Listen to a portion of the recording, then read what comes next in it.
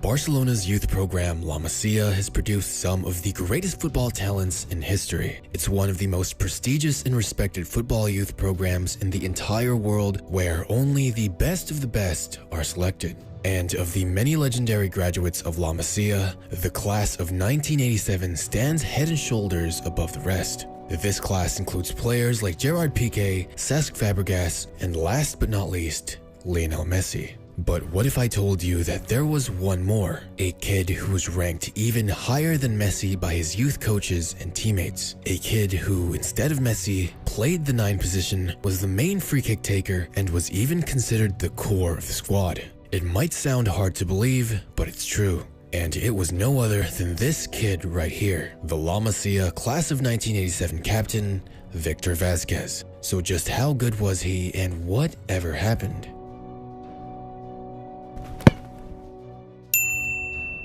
Victor Vázquez was born in Barcelona as a Catalan native, and naturally as a kid he would support Barcelona, as every young footballer growing up in the area normally does. If you were a kid who loved football growing up in Barcelona, it was your dream to one day wear the proud colors of blue, red, and maroon and play for your city. Victor Vázquez was one of those kids that had the talent and opportunity to make that dream come true. At the age of 11, he was chosen to join the elite ranks of Barcelona's prestigious La Masia youth program. And just to give you a bit of information on La Masia, it was essentially a boarding school focused solely on football, where only the best of the best were chosen, made to develop players to learn the play style and culture of FC Barcelona. That meant there was a huge focus on technical skill, passing, and playmaking. I mean, after all, La Masia literally translates to the farmhouse, and was basically Barcelona's way of preparing kids to play for the senior team in the future. Being part of the program was incredibly competitive, with only 1 out of 10 players on average being selected for Barcelona's men's team. There, students would eat, sleep, study football, train their skills, and repeat. Out of 1,000 boys from ages 6 to 8 to try out for admission, only around 200 of them would make it, a mere 20%. But even if you think those odds aren't bad, I can almost guarantee you that if you were the same age, any single one of those 1,000 kids applying could dance circles with the ball around you. Many legends have risen through the ranks of La Masia, like Pep Guardiola, Xavi, Iniesta, Carlos Puyol, and much more. But there was never a class more promising than the La Masia class of 1987. The players born on that year won every single title there was in their youth competitions for at least 5 continuous seasons, and matches where they would win 10-0 was not uncommon for the legendary class. In defense, there was Gerard Piqué, who was seen as the most immature of the group, which I think he never really changed from given the way he tweets on Twitter. Then, in midfield, Cesc Fabregas distributed passes, initiated plays, and showed flashes of a great midfielder and maestro. And of course, a skillful Argentinian kid who loved to dribble the ball and attack but didn't really talk much, who at the time was known only as Leo before everyone would know his last name. But the main star was a little further ahead, a person who was always sending the ball to the back of the net, and the star of the team, Victor Vázquez. He could play left wing, right wing, or even attacking mid, as he was so good at playing with both feet, had incredible pace, and was great at scoring goals. In fact, Vázquez was so good, the La Masia class of 87 was once nicknamed Generación Vázquez, or in English, the Vázquez generation. I know it's hard to believe, but it's the truth. Even Cesc Fabregas admits it. In an interview, when asked about his memories of the iconic La Masia class and who was the best, he of course said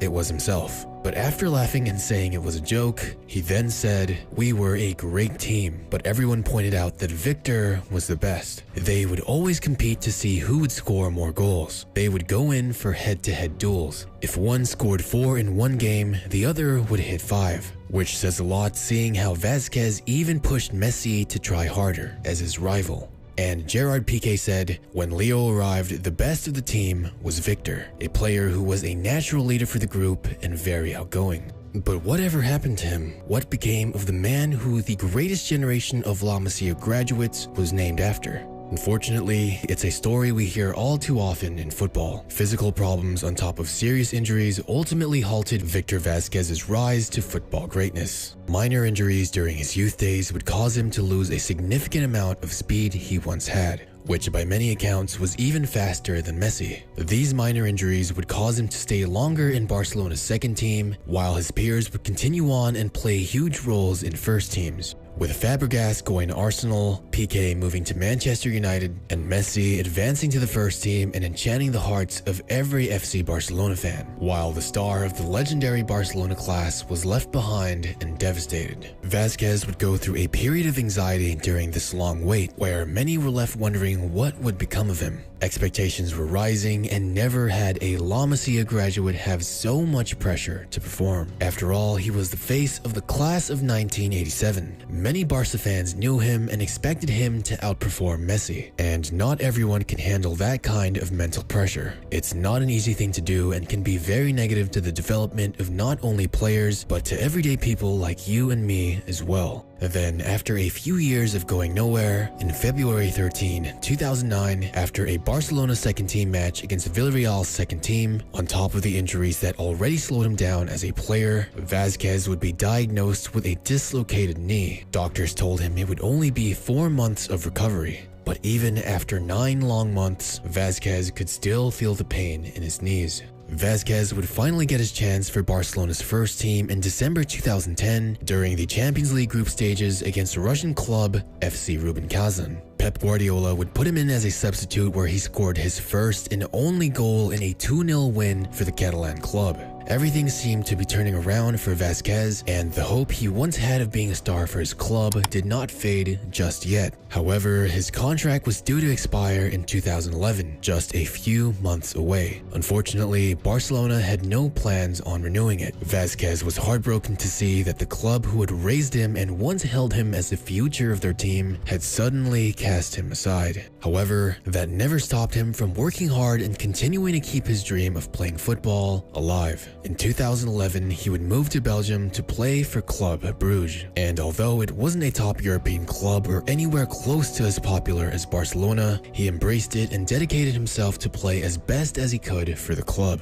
There, he would rejuvenate his career, being known as a masterful and composed playmaker who could pass beautifully and link up with any of his teammates, even scoring 25 goals in 165 appearances. And in the 2014-2015 season, he would be named the Belgian Footballer of the Year. With Club Brugge, he would win 1 Belgian league title and 1 Belgian cup. However, after 4 years, Vázquez never turned out to be the legendary player everyone thought he would once become back in his days at La Masia. His early injuries took too much out of the flair and speed that he once had, and the unbelievable pressure he had to recover quickly and perform was just too heavy to handle. It was never a lack of discipline or failing to work hard, it's just that not everyone can be fortunate enough to avoid such injuries and overcome them. After all, we humans are very fragile beings, but the important thing is that Vázquez never let that stop his love and passion for the game. Even though he's fallen from his insane potential, he remains humble, hardworking, and dedicated, something we can all look up to and learn from. As you often hear stories of footballers falling apart, turning to drugs or alcohol, or even end up in prison after losing the limelight or suffering injuries. It hasn't been an easy path for Victor Vázquez, but he continues to push through, even if it meant him being a journeyman playing in Mexico, Qatar, Belgium, and now in the MLS, where he currently plays for LA Galaxy. If one thing is for sure, Vázquez is loved by his teammates, coaches, and club supporters. He's known as a leader, role model, and kind man who works hard for his family and gives it his all in both training and matches, keeping his feet on the ground and staying humble no matter how prestigious his footballing background might be compared to his peers. And for that, I give the man my utmost respect. So remember, no matter your situation in life, make the most out of it, stay kind and humble, and enjoy the good times, as they might not always be there forever. Vázquez might have been one of the biggest what-ifs or superstars that never were, but what he did become was a respectable player, teammate, father, and person. But that's all for today, guys. What do you think of Victor Vázquez's story? So if you enjoyed, make sure to leave a like to help others see this video on their feed and learn more about this inspiring story. For me, it's pretty sad yet inspiring, and I wish the man the best. Let me know what you think in the comments below, and let me know what topic I should do next. I'm glad I can make a video on someone like him, as I believe he needs his story to be told and known to the world. Lastly, don't forget to subscribe for more awesome videos like this. I appreciate all of you for your support and staying until the end, and I'll see you in the next one.